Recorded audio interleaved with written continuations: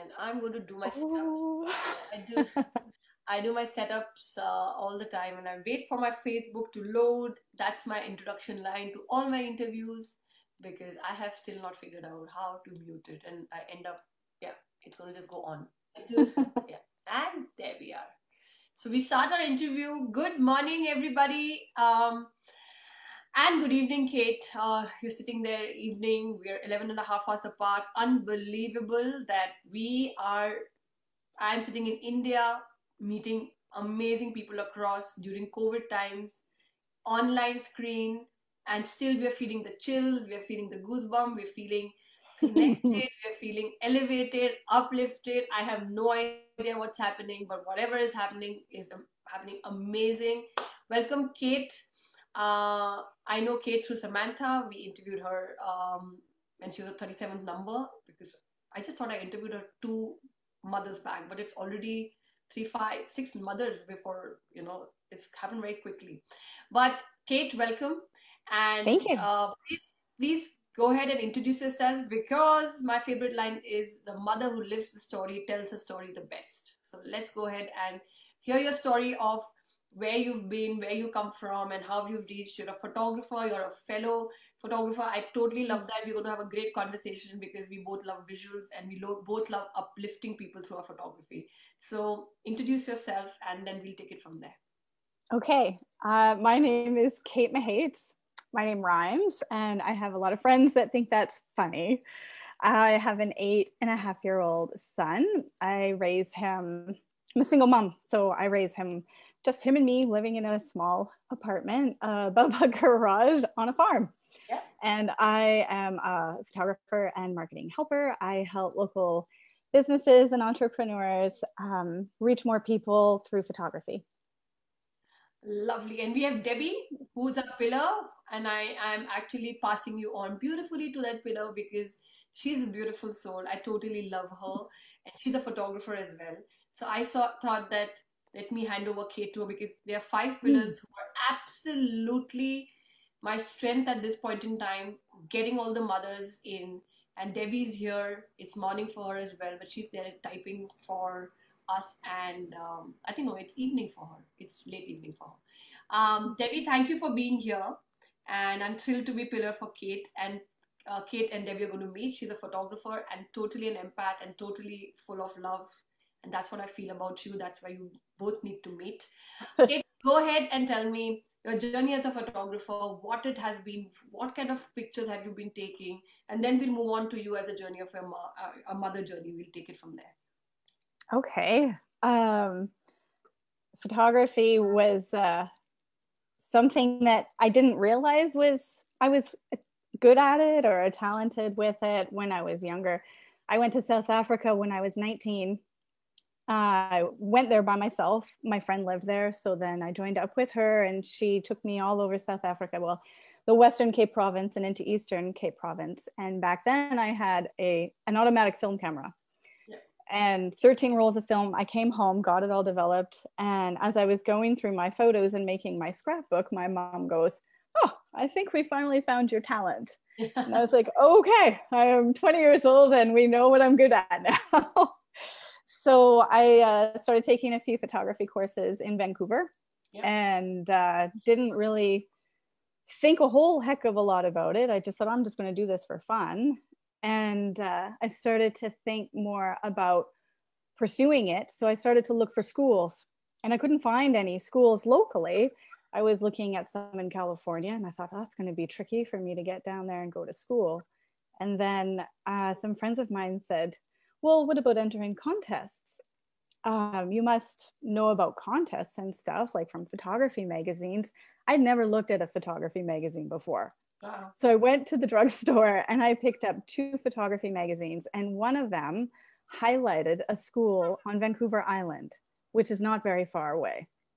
Right. So I enrolled in the photography school on Vancouver Island. It was called Western Academy of Photography in 2004, and took a 10-month intensive diploma program. It was you slept, breathed, and ate photography like 24/7 for 10 months, and learned a ton doing that.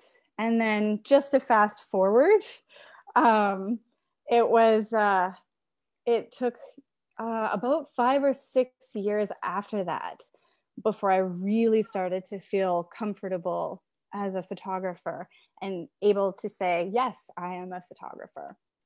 And Lovely. yeah, that was quite a while ago. It's now been 16 years You know, since you're I I finished school. and Debbie's here, and she will resonate. We are from the film. Like, I also studied on film camera, so we are from the Yeah. time of film camera. So I've been in photography for now. I'm turning 40 in 2 months. So 18 years old, almost 22 years of photography. So Wow. I told you, and I let me the audience know that Kate is one of the people I've not spoken too much about her story and everything. And I told her we'll do it step by step. But I absolutely was very sure there is a lot of connection between me and Kate when I started speaking to her on the phone. And here it is. I became a photographer very young. I also was part of this competition, and I was. It also fell into my lap, and like I think I was not good at studies at all. And then suddenly my father's like, "Oh, we found your talent." Like, just like you said, that I was just like dropped into photography, and then a course from Australia came in, and it was a 2 years, 2.5 years degree course. And in India, nobody had studied photography. And then I took that Yeah. course while I was doing my graduation. And the way you said, 10 hours a day, I was breathing, living, everything. And then I became India's Mhm. first baby and child photographer.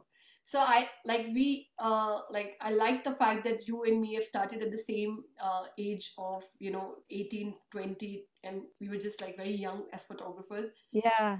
And usually we hear that people get into photography after realizing something, and then they step into photography and etc. But when I hear I think I'm not never hear somebody who said I was just like thrown after me. This is You're the first person I'm hearing. There might be Hmm. many, but I think I love that fact, and I absolutely connect you. Level one connection done, Kate. This is the level one connection. Let's go in and have more connection getting in. Um, uh, and Debbie is just loving us. Like, I told her, Debbie, that I'm passing on Kate to you, and Debbie's here all supporting us. This is love her supporting. She's just winning comments. So Oh, thank you, Debbie. let's move on. So I remember when I was trying to launch a self-portrait course or something, or coaching or uplifting women. At that time, I was not into this creating this book. Of course, it was in the making somewhere in my subconscious or something. And I remember I think one of your comments that I also do something like that, or Samantha said Hmm. you do something like that, of uplifting women. And I was very amazed that somebody sitting here is planning something about uplifting women, and then there's somebody uh, across somewhere else also doing the same planning at the same time. So now connection number two, come down to Yeah. fast forward. And Kate, at the same time, we're trying to create something, and I think through marketing you were trying to help as well, women and mothers, and I don't know whether it was mothers. So let's talk about that. What was that? Oh, I just think that there's something in the air. I think there's a lot of people out trying to, in their own ways, to uplift people. Um, it's so necessary to focus on the positive and not on the negative. Yeah, And I really, really think I think it's super important, especially when I'm photographing people. I want to know what it is that they don't like about having photos of themselves. And then let's lean into that. Let's work it through and see, because when we're done our session, I want there to be photos there that you love. yeah, I want that. I know I'm not responsible for that. Like, people have their own things that they have to work through, but even if this is just part of their journey and a step into yeah, learning how to appreciate themselves in yeah. whatever way they need. If I Right. can help out a little bit, I think that's I've done what I wanted to. I know you're being very humble and nice right now, but that's a very big step, Kate. And I've worked like this with mothers. Like, I became a baby photographer, and I started working with mothers. And when initially I started working with them, and of course the protocol is go talk to them, do Reiki of their house, speak to them what they want, put that form ahead. And I did it 2 3 times, and I don't know how I was blessed at the very young age to say, this is a chatter. And I'm telling you, this project is coming after 20 years, but this was a chatter. And what I decided was I will never talk to a mother before a shoot. Because when she's pointed that don't shoot this, in the shoot, I would be just looking at that and said, don't shoot that, don't shoot that. And somehow that would like come into my picture, because the focus straight away went from the conversation into don't shoot this angle, Right. don't do this. And I'm like, Ashika, keep in mind, she said not to shoot it, not to shoot it. And I'm like, stop the chatter, don't talk to any mother, just approach. Because I was always a very positive person, and I dropped that so early that I just said pick up, and they're like, would you like to talk to us? And no, I will come there. And I tried to master my natural light so much, because I realized that equipment was scaring them as well, and just putting a lot of equipment was um, taking away a lot of bonding up. So I decided to practice so much my natural light that no matter what natural light I found, I will create magic. Okay. And then something started happening, Kate. I stopped talking. So I said, she's like, would you like to know? I said, no, I just want you to be ready with one black outfit, plain, and everything would be spontaneous. And then things started emerging, because I started viewing the way not she viewed herself, the mother was viewing herself. I started viewing her the way I viewed herself. And I saw her light, and I saw her, totally shining. And I saw, oh my God, she's so gorgeous. Oh my God, she looks stunning in this. Right. And then by the time the shoot ended, they were beaming. All of us were laughing. And for me, shoot is like meditation. All of them were laughing and beaming. And then like people asked me, how did you get that in me in the pictures? And I was like, I don't know. And today I know, because it's that chatter that I stopped even then in my shoots and said, I don't want to listen to it, because it will focus.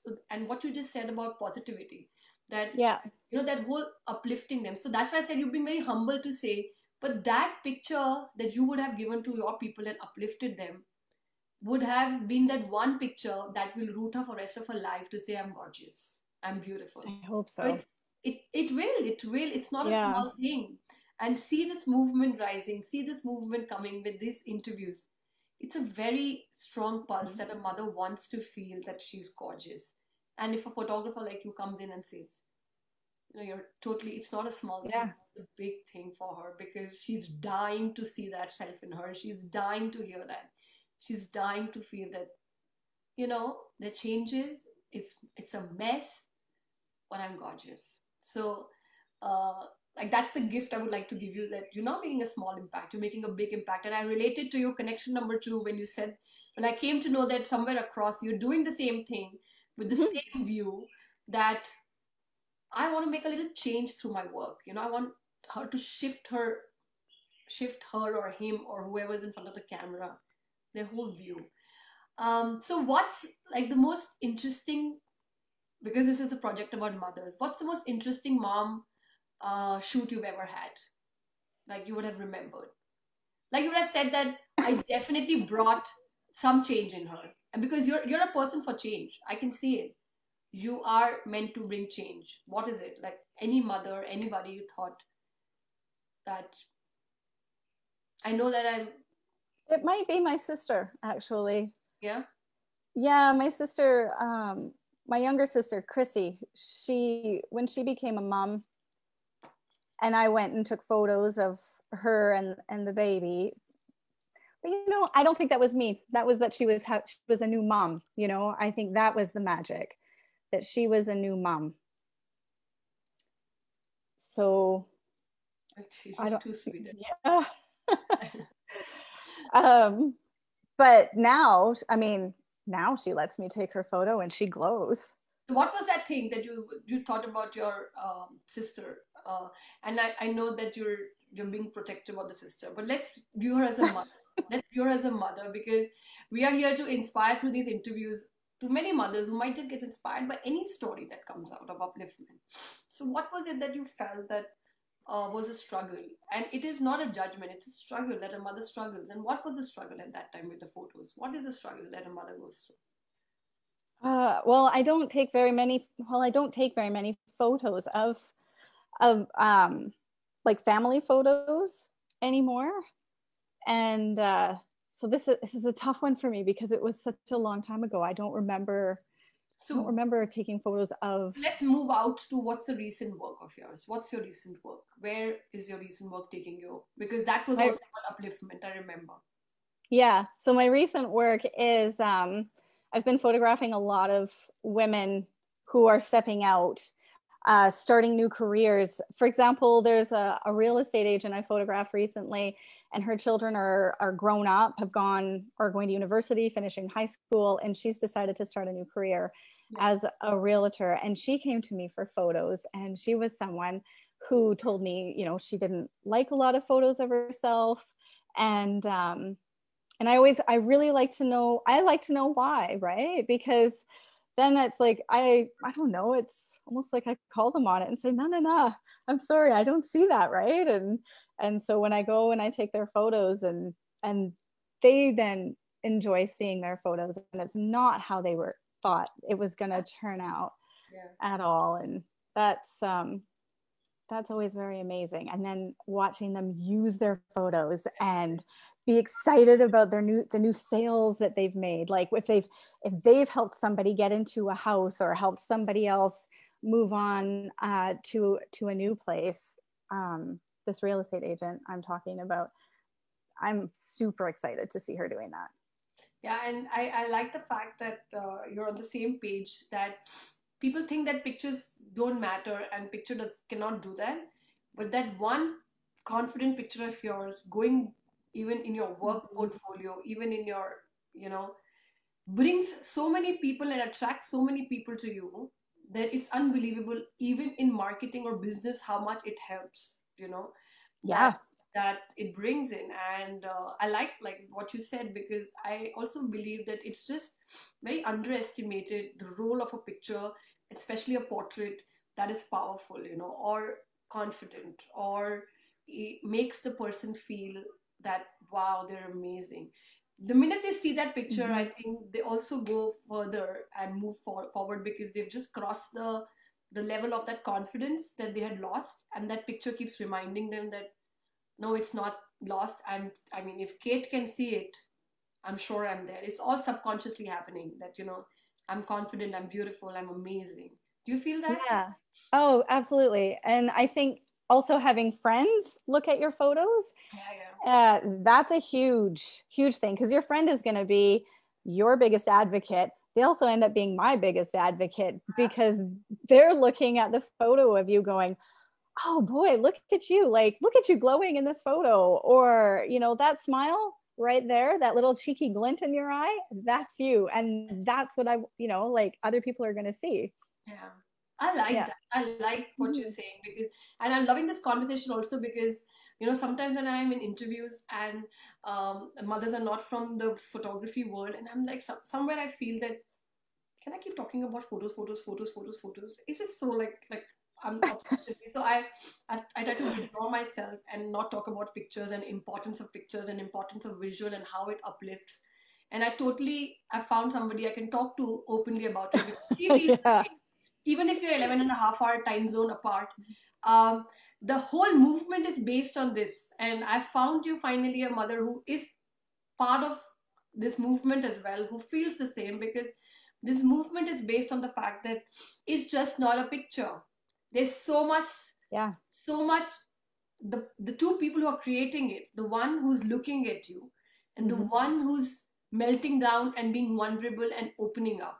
It's like this synergy between both of them that creates that one beautiful picture that the world embraces, and then comes running to you saying that we want to be with her, we want to work with her, we want to be around her because she's amazing, or he's amazing. Hmm. So Yeah. this, like this, I if you can, like, I for the first time I'm talking about it, it might sound a lot of woo, it might sound like so total crazy. It's just a picture. People say that it's just a picture, but Mm-mm. this dance that happens, this exchange that's happening, one is trying to uplift, and at very young age I decided I will not produce, like my professor asked me. I was surrounded by my friends who were doing very, like, artisty dark images, bringing out the dark part through pictures, the sadness, the dark light, the nude pictures which showed going in and Yeah. bending down and stuff like that. And Yeah. I was the youngest in that batch, and I was just like, I don't want to produce more pain through my work. I decided it very young. I was like, I don't want something tangible because we are negatives, right? I didn't want more prints of art. Not nothing against it, but I didn't want it. I couldn't resonate with it. I just, and in India there were no baby photographers or mother photographers or any kind of family photographers. And they were art photographers for sure. And then Yeah. everybody was moving there and everybody was moving towards fashion. And I kept on looking for something, and then I finally found me wanting to be a family photographer, because somewhere even at 18 I wanted to bring the fact that if it's printed, it should only bring joy, right? And yes, Mm-hmm. that joy will come after solving a lot of stuff behind, that smile will not come out. Even if for those 3 hours I'm shooting, it will only come out that if I can resolve it for those 3 hours for them, if I make them believe that everything is perfect. So it was happening very subconsciously, but over a period of 10, 12 years I realized this is what I was doing. But at the age of 18 I realized, and then I see you talking the same, and I'm just like totally thrilled and excited. You can see I'm Oh. totally excited that there's another person who wants to uplift. We want to produce work that Mm. is uplifting, right? Yes. And what is it that photography means to you, Kate? What does it bring? Because this, why I'm insisting on photographs right now, because this movement is about self-portrait. When I say the word Mm-hmm. self-portrait, what does it mean to you? I think that it's funny because I'm just going to go back a couple of days, or was it yesterday? No, it was 2 days ago. Yeah. I was talking to a friend of mine who had gone to photography school with me, and we became very good friends. And he was, he said some very nice things. He goes, Kate, you've always wanted to do portraiture. So when I went to photography school, I was very adamant that I wanted to do a full-on black and white portrait portfolio. And my instructors all said, that's going to be very difficult. The judges are going to judge you very harshly on that. Are you sure you don't want to do another kind of portfolio? And I said, I'm sure this is what I want to do. I want to do portraits. And so after I finished school, I went into shooting weddings and families, and I dabbled in newborn photography. And here I am going back to doing, I found a way to do portraits of people. And there's something about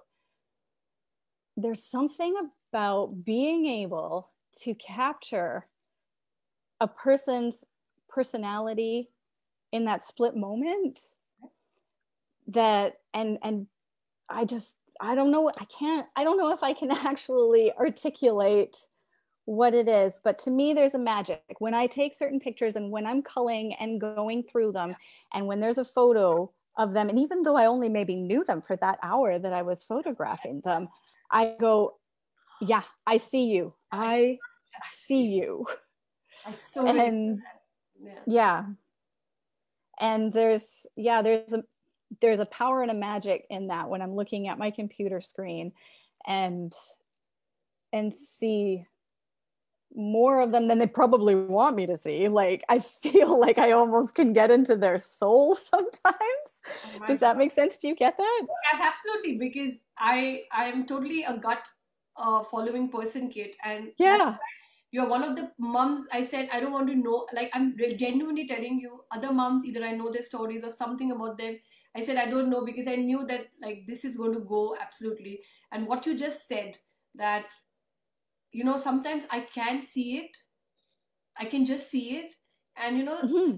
it's very crazy that, and what you just said is exactly what I feel like. And it's unbelievable. Two different souls, different parts of the world feel the same. And there are times that there are some photographers who can take some people's pictures beautifully. And I sometimes, like, I usually don't struggle because most Mm-hmm. of my pictures are amazing. But there's one photogenic person who thinks she's photogenic or he's photogenic, and sometimes I struggle to take even a great, I don't know if you Mm-hmm. understand, I take, because I Yes. see so much that I am unable to see, that I see so much pain behind that photogenic face sometimes that I'm struggling, and I'm like, come on, Shika, she is, look at this person, when they walk to you they're gorgeous, but when I look through the camera and I'm like, there's so much pain, I can see Yeah. the pain, I can feel the pain, and I'm like, I'm unable to shoot and uplift this person because this person is in a lot of pain. But on an outwardly, that person looks absolutely okay to the whole world and to me. But when I look through the camera and I'm like, I Mhm. can see you, I can see you, and I can see you. And it's the irony is, it's all the people who've given me the negative chatter about their image. Somehow I see some great stuff in them, it comes out. But this one person who says, no matter what happens, I would be like coming amazing, is that one person I struggle internally, mentally. It's like a struggle to how to bring that out. And you said Yeah. you can see the soul. I can. And it's for the first time I'm saying it, I always can. And like, and it's very difficult to explain that I can see. Yeah. I know. And I sometimes wonder, I sometimes wonder if other people think that or wonder that, if they ever even think like, this person's going to be looking at my face on their computer screen later. Like, I wonder if they ever wonder about that. I And don't. who knows, maybe I just put that idea in their head right now. But Yeah. um, They don't yeah, wonder like, that. We want like I can actually see you sitting on the computer because I sit on the computer and I'm telling you the world around me dissolves. And then you're talking about that one picture coming out. We have Patrina here. She gets that. She's a photographer as well. oh, Samantha nice. joining us, and she definitely gets it because she's a friend. But that computer in you when you're sitting, and earlier days negative in you when you were sitting, even in a contact sheet, like when the Yeah. contact sheet, you could spot it. You could just say, that's the picture which is the picture that I want. If it was a best picture of them, even in those small contact sheet lines, in those 36 thing, you could see there. I've got my picture. Like that's the picture portrait. I Mhm. will increase it. You didn't even have to look through that loop, to see that this is Yeah. a good picture. The The only loop. yeah, you look. I know the loop. It's been so long. It's so long, I know, but that loop used to look through and used to just see if it's focused or not. And I wished that the picture I'm seeing has just been Mm, focused, and because that's the picture I want, and that's the picture that's come, even in that small size. And yeah. I totally know what you're seeing and what happens to you when you see that in that person that that person cannot see. Like, what happens to you? It depends if it's something that I see that I can see, then there's like a, when you were talking earlier about like there's like a pain there, right? Depending on the picture and what's happening and what the picture is supposed to be for, I might still include it um in their proof gallery because it is a powerful picture. It might mean something to them. It might be, you never know what was going on with them. And maybe they'll want to remind, like maybe it'll mean something to them that they actually want to keep for some reason. So Yes, I'll include it. If it strikes me in my heart, I will include it for them without judgment. of course, of course. Yeah. And sometimes you fear that the picture that you've put there, they will come back with that particular picture to you and say, everything is okay, but this one, because the lack of acceptance, sometimes what's happening to us is so strong, and especially with mothers, Yeah. is so strong that we will say, all these were good, but this one, and then you're sitting quietly there. I'm like, I knew you would be having some comment because they can't resolve it, they can't figure it out, what's bothering them about it. And I don't know what's happened to you. It's come to me, and I've also sat down and said, I'm putting that picture, and then I'm like, this one, um, I don't know why you put that picture there, but like, I don't want to print this, but everything else is okay. And I'm like, yeah, Ah, you know. okay. Yeah, I usually find that people actually they end up picking that picture. Yeah. So maybe we're Um, talking about two different picture. When I'm talking about a picture which people, maybe you're talking about a picture that they can relate to or they don't know or they can accept. And sometimes I include a picture which I see, which they don't want to see, and I just give it to them.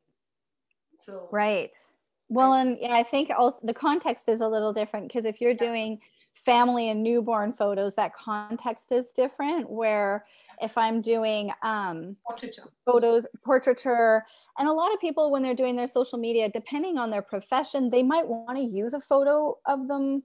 themselves that has a different expression. It can be very appropriate depending on the Content. context that they decide to use it for. Absolutely. Absolutely. So let's Yeah. move to self-portrait. This book is called 100 Self-Portrait, 100 Dreams. And let's move what happens when the camera moves to you, Kate? What's the When it moves towards you, like for me, when it started moving towards me, I created this movement because I was just like, my God, really, Shika? Like so much chatter on wanting to take a picture. This is not okay. My hair is not okay. My dark circles are there. I've lost my molars. I don't look okay. After I had my kids, I lost 4 molars, and I'm Debbie's here. And Debbie, I must say this, Debbie, that story. I keep forgetting her name in the Cantadora. She was there, and she was talking about her jaw being like getting a tumor because she was always told she's very sensitive and she kept a lot of stuff in her system and ended up having a tumor in her jaw and got that removed. And later she realized that she was quiet for very long and she used to clench her jaw. And I think Oh. during my first pregnancy, I was very quiet, and doctors kept on wondering why I'm losing my molars because there were no cavities there, and they were like, maybe it's genetic. But when she keeps coming, and the event that Lucy is there, and when she keeps coming, and I want to get her as one of the mothers because I totally relate to her because I was just like, I feel that I've lost these 2, 3 molars, 4 molars in the first pregnancy because of this reason, because I was very quiet and I might be clinching and doing a lot of stuff that I didn't want to speak up about. And I don't know why I got that. I don't know I don't know how I went there. Samantha, oh sorry, Kate, how did I go there? How did I come here to this? Joe, what were we talking about? How did Well, I? we first you had mentioned something about what's it like when the camera Yeah, so I flips was through. talking about camera coming to you. So Yeah. that's how I was like, all this chatter was coming on to me that, oh no, maybe I look horrible because I don't have 3, 4 molars here and stuff like that. I have dark circles, I have bad hair. And this chatter came to me and I'm like, come on, you've been working with women and you can't do this. And then I Yeah. worked on it and I worked on it and I put horrible pictures and I put pictures I hated, coming back to the same thing because whatever I was seeing is what I was shooting for myself. And then I started moving out of it. And then I started posting pictures where I started loving my hair, I started loving my skin, everything started coming back. And I created this movement to even surround myself even more with mothers so that Mm. it comes back. So I'm saying that's my journey of self portrait. What's your journey when the camera faces you? Because we are behind the camera. And that's the resistance, we're Yeah. photographers, we should be behind the cameras. What happens to you? Sorry, I went to the jaw thing because I No, feel. we can go back to the jaw thing after No, if no, no. you I just want. meant, I know it'll be easier for me to talk about the jaw thing than you talking about the self portrait. What happens when the camera faces you, Kate? Oh, I pose. Huh? You pose? I totally pose. I don't. It doesn't bother me. Although sometimes, like, if there's a certain picture that has been taken of me when I'm caught off guard, and if my face is doing something that I don't like, I'm like, ooh, delete that one. But for the most part, I don't mind pictures of myself, and I don't mind even not great pictures of myself. Actually, recently, I made a very conscious decision. I did the stylized portrait shoot. I used myself as the subject. It's a whole different story, but it was to honor my grandmother who had passed away when I was 11. And so I had done a shoot of myself for that, and I didn't mind so much. I'd had a bit of practice because a couple of weeks before I had decided to practice with some new studio equipment or some new backdrops that I had bought. And I was taking a bunch of pictures on timer of myself. And after about half an hour, I was like, all of a sudden I realized I'm uncomfortable. Why am I uncomfortable? It's just me. Like nobody else is here. I feel really weird. And I looked at the clock and I went, oh, it's half an hour. That's usually how long it takes for anybody to start to feel comfortable in front of the camera. So then I just started to ham it up and be a total dork. And that's where you got that photo of that you're using of me, is because I was just like, okay, I was just gonna start being a Yes, dork. I was by myself. we've used that. Debbie, she wants to see your self portrait and she's saying that. But yeah, we've used it apparently on our invitation, the announcement design. That's the portrait you're talking Mm-hmm. about. Yeah, that's from that set. Yeah. See, I chose that. How it happens that I chose that picture from that set of. But what you're saying that I you go back to this interview and at this specific time, just look at your expression. It's just me and the camera. It's just what's happening. It's just me and the camera. Yeah. Really. And you know what? And I'm saying it openly because this is an open live. I have 43 mothers. You have no idea that till now I'm on a deadline, but I've only received 7 pictures. And when I go back to the moms and like, do you need any help with self-portrait? They're like, no, we're figuring it out what it is about us that we like. And I'm like, it's been almost a month and a half that I interviewed you. I'm sure by now, but it's that me and the camera really. And then a little request comes, I look nice here, can you just take this picture, or you photograph me, can you use that? And I'm like, no, it is to dissolve. It is not only to inspire, but it is to dissolve first yourself, this entire self-portrait journey, and then inspire. Dissolve this chatter, come in this book, and then inspire. That's the journey of this book, Kate. Yeah. Like when you go like, oh my god, me and my camera, there's nobody here, and still there's this chatter. Like Yeah. exactly that word is what this camera and the self-portrait is about, because there's nobody in the camera. There's just you and camera, and you're sitting like, now what do I do? And really, Yeah. and then you take the first timer and you like delete, delete, delete, delete, delete, next, delete, delete, delete, and you just keep deleting because you don't even want to keep them. And then actually, and this is an inspiration. This is an inspiration. I'm saying this to everybody. What just Kate said. It takes half an hour before you realize that I think now I'm comfortable. I've led the chatter. So in the first 5 minutes, all the moms who are working here, if it doesn't happen, keep going on that day. Keep going, keep going, keep going, keep going. And you will find the way to get that story out. You will find it. And that, thanks for that tip, because Oh, you're welcome. that itself is like a good tip for mothers to know, that just don't stop at the first 10 minutes and like, I don't think so, today is the day to shoot it, forget about it. Just keep getting there, do the dance, do the thing with the camera, and it'll happen. So that's beautiful. I have one of the moms who's so busy, and I must acknowledge her here. Her name is Dr. Rosetta Williams. She's a CEO of a school which is online, and she sent me 280 images of hers, because she was the first person who gave me a break when I was 18 years old so she's also one of the moms here. And something she resonated with wanting to do self-portrait, and because there's so much self-love, and because she solved so many things in last 20 years of knowing her, she's gone through a lot, and today she's shining even more and more and more. That for her, it was an exciting part to be in front of the camera. And she's like, I took one whole day off, and she asked me, Shikha, how do you see me? So I was like, I see you a lot of books, because she's an educationist, and I see a lot of stuff, and I see a lot of confidence. And my God, 280 images she had to send me through WeTransfer. And I was just looking at it, and I was like, my God, you're shining. And she's like, I did it for you, but look at all the different, and she has gone from level 1 to level thing. And she's like, you know what I did, Shika? I just told myself, no matter what happens, I will spend the whole day doing it till I don't get it. And then she tried different things, and it was over for her. The book, because I keep telling mothers that it's not about this one day of the book. Like, it's the starting point, and should happen forever for you. These self-portraits, different journeys should be your journey documented over a period of time. But let's reach the line. This is the starting point. So I love that tip. And today's meeting, that tip is going to go from your dedicated to Kate.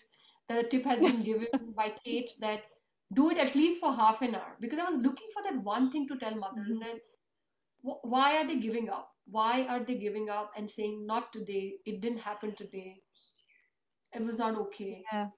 I think that's okay. I think it's okay because, some days, but like days are just like that, right? So if it didn't work out that day, try again tomorrow. And don't delete anything. Yes. Keep them all. Don't delete anything. Take photos of yourself. Give yourself, if it has to be a practice or your own little personal project, and if it takes you, however long it takes you to get the picture that you want, that is okay. Just practice it. It's about, I just think it's a practice. Yeah, I like the fact that you said don't delete them. And that's tip number 2 going from Kate in the meeting today. Is that why? Because I've also realized, Kate, today when I take a picture, sometimes I don't like it. And when I view it like after 20 days, I'm like, that's a nice picture. I don't know why I haven't used it in my content till now. Yeah. Because we are Yeah. so critical immediately that we will first criticize and say not good, not good, not good. And when we've got over it and we've just put it aside, after a few days, sometimes that's a picture that rises. So it's a good tip as well, not to delete. Oh, yeah, totally. And it's like, you're documenting it as a part of your journey. So if like day one, you didn't like that picture, day two, you don't like that picture, day three, maybe you're starting to like them. And your moods change, like our moods change. Yeah. I hate going shopping, like for clothes. Like I hate going to the mall, and I have to work myself up to it. And some days I'll walk into the mall and I'm like, I am not feeling it today. I'm going home. And then I will try again a couple of days later. That's a sweet story about shopping. That's the first one I've heard that somebody has to, like, I don't like buying clothes as well a lot, but I don't have to work myself up. Like, okay, fine, I'm going in. But that's like Yeah. a big effort for you to go and come back. That's amazing. Oh yeah. I mean, I love it. I have a friend or two who will go shopping for me, and they're like, "Hey, I was in the store and I found this. Do you like it?" And I'm like, "Oh yeah, I love it. Thank you. That's the best. Yeah, Like, thank you for being my personal shopper." how amazing, how amazing. So Yeah. let's move on quickly to being a mother now. Like I think because you're a Mm. photographer, just going on and on about it. But I think thanks to that conversation and this book is based on pictures, we have discussed certain points that I would definitely put this video on and tell people to watch this particular, maybe cut this particular thing and send it to people because Cool. this is very important for all the mothers to understand what this project is, where the soul is, and two of us are sitting here trying to describe it in this conversation. So probably I will cut this particular part of the tips to give and discuss. And thanks for that. Oh, Uh, you're welcome. Thank because, you. you know, and I must say this. So when I started, I was alone. Then Debbie came in. Mhm. Then she joined as a pillar. Then more came Nice. in. Then they joined as a pillar and said, we take the burden off you of coordinating. You keep doing this. And then Mm. I was struggling. And then stories started coming in. And I sat down one day and I said, you know, these stories need a similarity because it's one book. It needs some kind of a rhythm going in. So these Mhm. stories and words can be the same, but it needs something. And suddenly Samantha is there, Elizabeth is there, one after the other, and Sumitra is there. And they offer, I asked them that, will you help me? Because I flunked in my school for 10 years. So I am a no person for even fixing these stories. Not fixing is not the word, but just making them come to a rhythm, to a thing, and the whole book coming together. And there was an editing team. And just 2 days back, I was sitting and I'm like, what do I tell these mothers so that they can come and give their pictures and what happens? And I find Kate right now giving tips. So, like, universe is sending me, and I'm not saying Yeah. it sitting here, but I'm saying that these tips were very important. Do it for half an hour. Do not delete.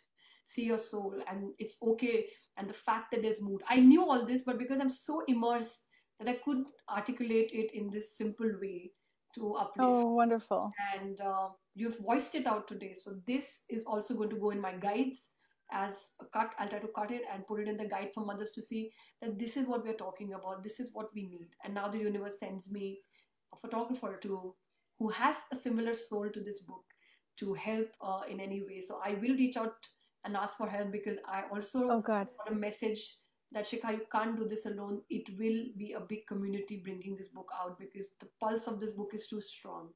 And now universe has sent me at the right time, maybe not before, just when I need it. Yeah. So thanks for that. And let's talk about you being a mom. Let's talk about you Okay. being a mom now of this 8-year-old. My little nugget. Yeah, my little 8-year-old, my little boy. I call him my little nugget, and he doesn't like pet names. He doesn't, unless it's like chicken or something silly like that. But he doesn't always like compliments. Can be quite funny about it and not want compliments.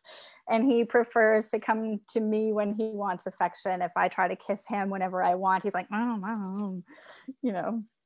But every now and then he wants snuggles at bedtime. Oh, yes, I'm saying this out loud and putting it on the internet. My kid loves snuggles. Look at your face. Look at how much he loves, but how much you love doing it shows in your face, Kate. Uh, Yeah. More than what he loves, I think it certainly shows that. you're unable to express what it is for you, but I totally see it in your face that what he means to you, because more than Mhm. he loving the snuggles, it's the fact that I'm very happy that he loves snuggling with me. It's like that proud mother look on your face, and I like that. And I because the interview can go on and on, I also want to touch a little thing that you spoke about your mom being very hard on herself during pictures, and that was an interesting conversation. oh. Let's do Hmm. that, because people feel, I was told by one of my guy friends that, Shika, why this pain you feel is there, because I think women have become very vain due to all the cameras facing them towards. So I said, mm-mm, you're totally wrong. I think it's been happening for generations, and let's talk about that quickly before we move on to manifesting your dream and wrap up. About my mom not liking photos of herself.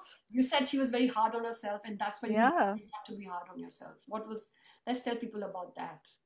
Oh, yeah. Okay. Okay. Yeah. My mom is a beautiful. I think she's a gorgeous woman. Other people have told me they also think she's beautiful, and she's one of those people that she doesn't see that in herself, and will rarely let me take her picture. But every now and then, she'll tell me, "All right, you can take my picture, but only because I love you."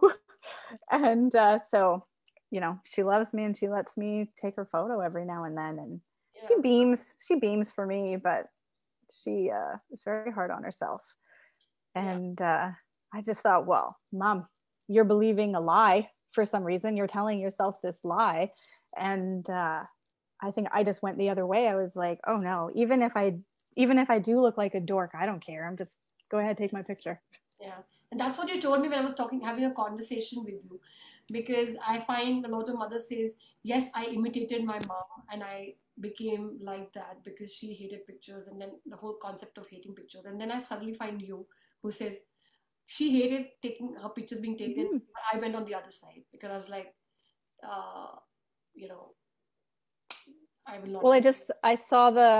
I think it was that I saw that, and nothing, I don't want any, this isn't like against my mom, like she's an amazing and wonderful person, right? But no offense, mom, but yeah, she believes this total fabrication about herself, something that she has told herself that is totally made up. She believes it. And I don't. I know, and this is no judgment, because this is no judgment to any mother here.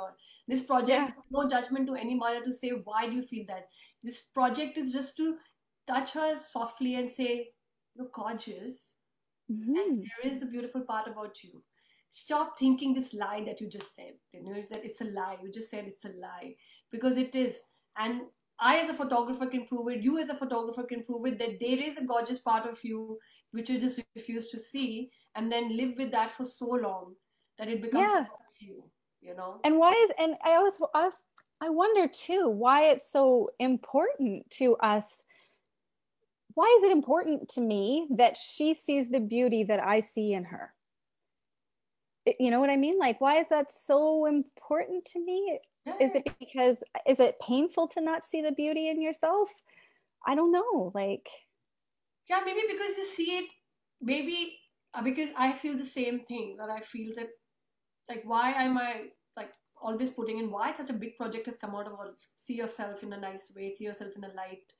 And I think that also comes because maybe they've done a good job of raising us very beautifully, and we mm, feel very uplifted, and we feel very confident of being beautiful. And I've been told a lot of times, why don't you dress up, why don't you do, I was like, because I wear my confidence and I walk, I still find a lot yeah. of love without really getting dressed with anything. Like I'm actually telling you, after a shoot, one of my, you wear this Indian outfit, and one of the pants below had totally got torn, and I was Hmm. hungry.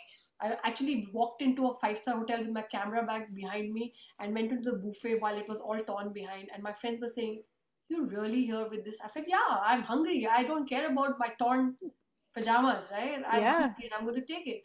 But that happens, I think. Maybe we were raised beautifully, and that's why it matters. That why is it matter, like so much bothering you, that you surround yourself with that, then you miss yourself from memories, and then you miss yourself from all the dreams, Hmm. and then you just like you just spoke about that you took this real estate person's picture and she's shining, that if a picture can make you feel confident and you can start shining, Yeah. why are you surrounding yourself? And maybe that's why it bothers both of us, because maybe we've not surrounded ourselves, because we wear it, this love, and I don't know if it's self-love, whether it's, I don't want to give anything, it's just the positivity that is buzzing inside to say, yeah, there is, like, image, it's just like a picture, and it's possible to look gorgeous and shine and being embraced without the typical thing that we're trying to do.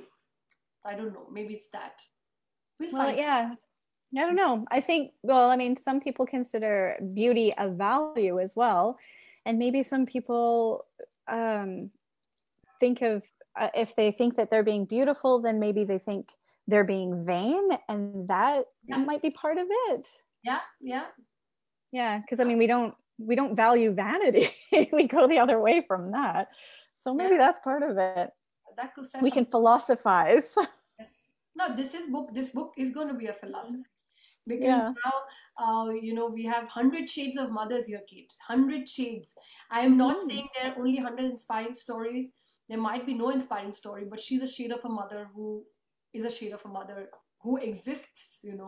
So there are going to be Mm-hmm. all shades of mothers, and I just think 100 is very less. There might be 1,000 shades of mothers, but the beginning is these 100 shades of mother inspiring the world to say, we are moms, it's okay, we are different kinds, just like stop first judging ourselves and then tell the world, stop judging them.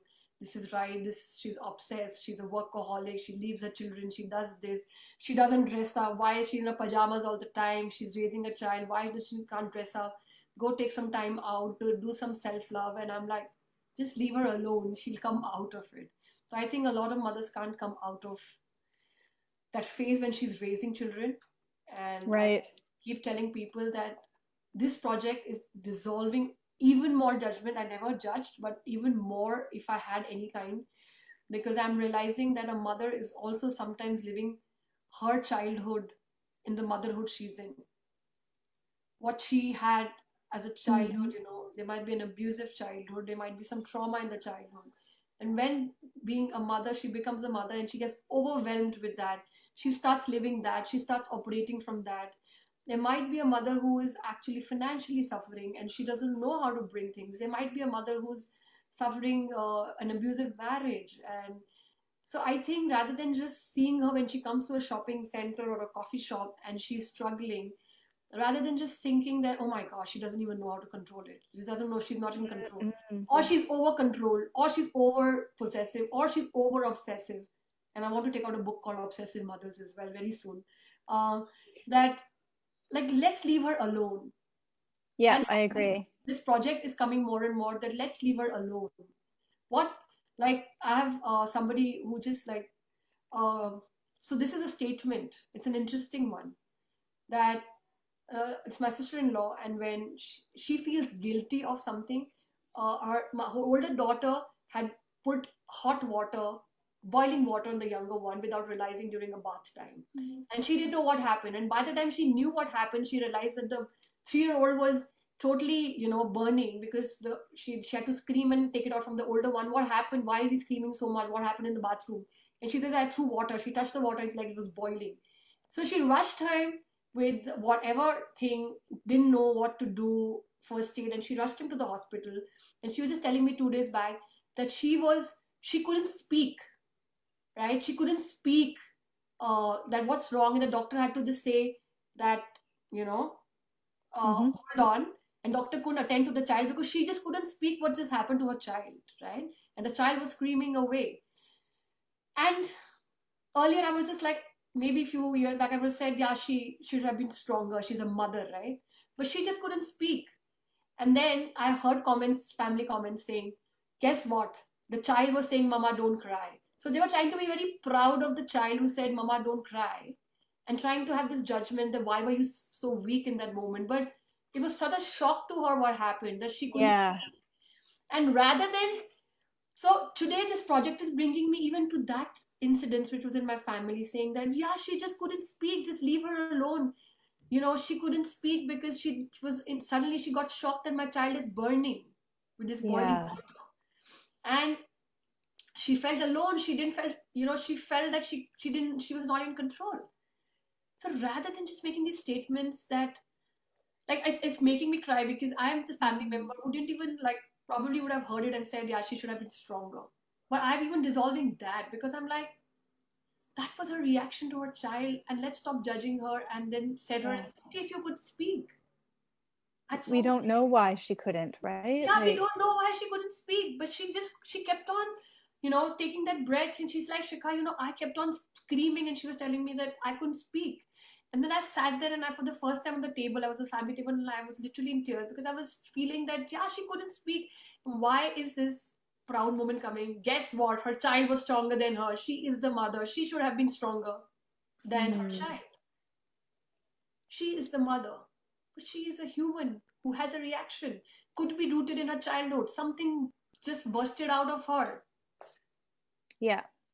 Rather than saying We you all, did well, you took him to the hospital, you saved him, you did it absolutely on time, you were in control, you drove there, you put the child there, but she couldn't speak. And this movement is like bringing that judgment, deleted, like it's deleting that judgment from me because I'm like, yeah, she couldn't speak and it's okay.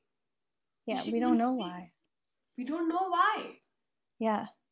And People that's what have different, yeah. oh, sorry. No, no, go ahead. Go ahead. I was just going to say, like, sometimes I had an experience recently where I discovered that things happen in our childhood that when it happens in our childhood, we can't articulate it and it never really gets dealt with.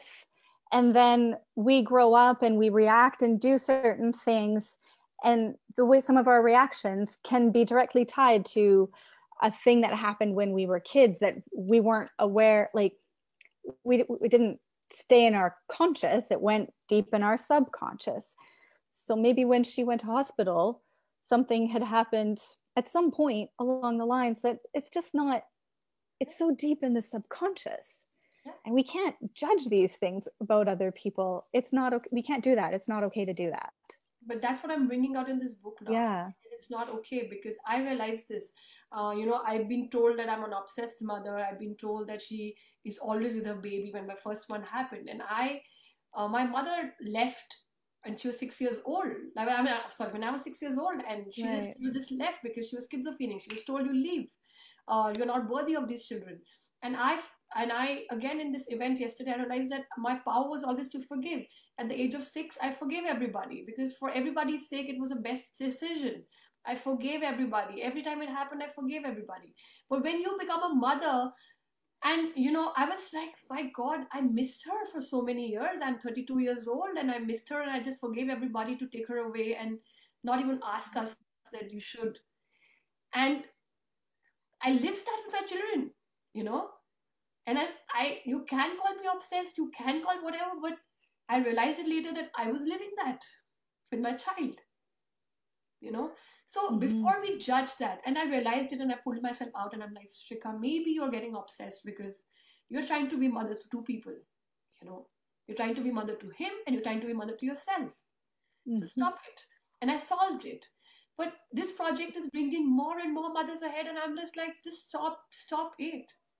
They are a very integral part of this universe, this mother earth, the pulse that we're talking about. Let's stop it. Let's just stop saying to mothers that this is not okay, that's not okay, you're not right, just stop it, just stop it, that's the Yeah. this book. Let's just stop it. Let's uplift her, because if she feels uplifted, she will bring better children out than anybody can do it. You keep putting the mother down with any comments or any Mm-hmm. judgments. Forget about the children coming out and saving this planet in any way, in a bigger way, because they will come back rooted and wounded, like, and the mother will unknowingly pass that wound. So when a mother Yeah. happens, just embrace her. just just say, fine, I know this first 5 years are important for you, let's support you, and then you'll be out on the other side and it would be much easier. But let's, next 5 years, let's support you, let's figure it out, and Yeah. everything is okay. Yeah. Mothers tend to, they forget, I think we forget that. And you always want to put your child's needs first. But sometimes in order to put your child's needs first, you have to put some of your own first. Yes. You don't have to put But them all somebody needs to first, come and but tell them. some. They get into that zone. Somebody needs to come and Mm-hmm. tell them that, you know. Yeah. And anyway, it just, when this project is getting very deep for me, and that's why Yeah. things that are coming out, things that I feel, that's why I keep telling you, I don't know why this project is going and what it's going to bring, but I'm absolutely thrilled to have you as a mom here, Kate, and it's a pleasure to have a fellow photographer who thinks like in a similar way to um, uplift people. And I wish this good work is done. It's might be very insignificant for the world, mothers and their pulse, but I know it's very important to do anything in this world. If you want to change this world, mother's pulse has to change. This pulse has to start healing, you know. Mm-hmm. And let's go ahead and manifest your dream through this project. What's your dream, Kate? What do you think about? I totally should have been prepared for this. My dream is I want to just keep taking photos of people. I want to show my son that when there's something that calls you to do, to have that faith to take those steps to do it. Universe has never let me down yet, and I think that if you can practice putting your faith in the universe and following your gut for what you feel is right to do, Yeah, you never know what can happen. absolutely. So really, I think my dream is to just keep following my gut and let it take me on this journey, and try to not be too scared of it. When things, I have this thing, I do like to control a lot of things in my life, and I'm learning how to let some of that control go and have more trust and faith that things are as it needs to be. And I just suddenly have a feeling you're at the right place with these 100 moms, Kate, because this will come true. And I can see you as well uplifting many, many mothers here, because I generally don't. I try to be very quiet and in control in my interviews, because I'm like, yeah, let them all speak. But I did feel the connection, and we could speak openly about it. And I think that you have a gift, definitely, of bringing that out. And I hope many mothers connect with you here and meet this beautiful soul, and your dream comes true for sure. Absolutely. Thank you. Absolutely. Yeah. Feel that. So we will wrap up the thing. When my light goes off in front, it's only on for 45 minutes. So it tells me that it's more than 45 minutes for sure. And the light went off for 10 minutes back from the front light. So that's my signal that you're going on and on, Shika. Stop it. Right? Oh, I've loved this so much. So same here, totally. And I'm waiting for the other 57 moms to come in, and I don't know who all are coming in. And I feel this community should become, one. And if not for anybody, even these 100 moms connect together, uplift each other, make their dream possible. A big purpose of this book would have been done. I think Perfect. I would have brought 20 years of my life into one purposeful thing, and I would be very proud of it that I could do it. So, I love that. Welcome to the book, Kate, and I shall go off. Debbie, Gina, Samantha, and anybody else who will come in and join in later to listen to this interview, which was so interesting. I mean, thank you for being there. Thank you for being there. Thank you for supporting. Thank you for being my pillars. Thank you for the editing team addition. And I think I will be pulling Kate in selection of the pictures very soon. It seems that she'll also become a team member bringing this book with me. We never know. Yeah. Take care, Kate. I'm going to go off live, and we have lots of hearts being given to this interview. So thank you so much, and thank you, everybody. I'll see you in just few hours. For the first time, this girl who had no idea about Zoom is going to try and get 43 moms and curate them with an interview with Brittany, who's coming up on an embodiment workshop, how to figure out to put yourself in the story. She had some great things to say. So she's going to be there. And let's hear her for 15 minutes and see if we can bring ourselves out in the story in a particular way in this embodiment workshop. I would be talking about some visual expectations that I have and clear some doubts. We will have some breakout rooms today where mothers will be in breakout rooms and meet each other for the first time as fellow moms in the book. And then we will go on to Q&A and wrap it up. So I'm really looking forward to this meet in the evening. Please show up. It would be awesome to see all of you together there. It's like a coffee meet today. So thank you so much. And I'm going off live. Thanks, Kate. Thank you so much. Thank you so much. And I'm going